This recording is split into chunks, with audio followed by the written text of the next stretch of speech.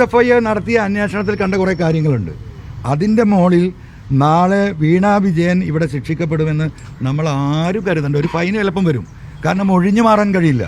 കൃത്യമായി കൈക്കൂലിയായി കൊടുത്ത പണമാണെന്നറിയാം.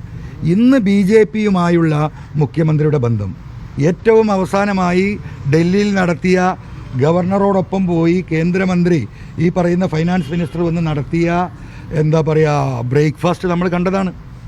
എന്തിനു വേണ്ടിയായിരുന്നു?